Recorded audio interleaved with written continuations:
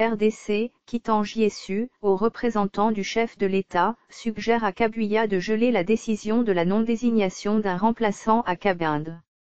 Les réactions continuent de tomber au sujet de la position prise par l'Union pour la démocratie et le progrès social, UDPS, en ce qui concerne la destitution de Jean-Marc Kabinda.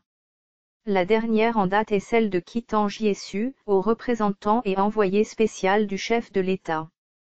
Via tweeté, ce dernier a, tout en précisant que cette destitution n'est pas une bonne chose, déclaré que la colère est un mauvais conseiller.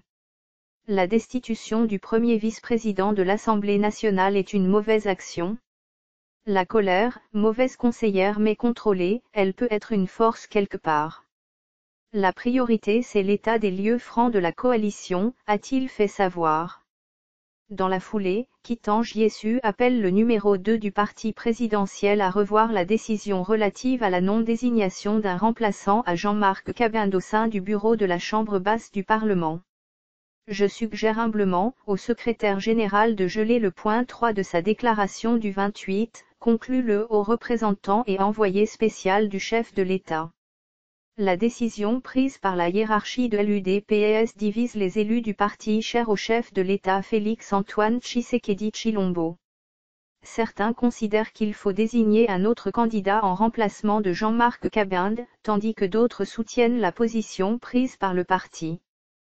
Pour rappel, l'UDPS, via une déclaration faite jeudi dernier et signée par son secrétaire général Augustin Kabuya, annoncé qu'elle ne procédera pas à la désignation d'un remplaçant à Jean-Marc Kabinda déchu de son poste de premier vice-président de l'Assemblée nationale le 25 mai dernier suite à la pétition initiée par le député de l'opposition Jean-Jacques Mamba. En outre, le parti présidentiel a prévenu que tout député national élu sur la liste de l'UDPS qui violerait cette mesure sera considéré comme ayant quitté délibérément le parti et sanctionné conformément aux dispositions de la Constitution, des statuts et du règlement d'ordre intérieur de l'UDPS. Par ailleurs, l'UDPS a autorisé Jean-Marc Kabinda, son président à saisir les instances judiciaires compétentes de la République démocratique du Congo afin de retrouver ses droits. Source 7sur7.cd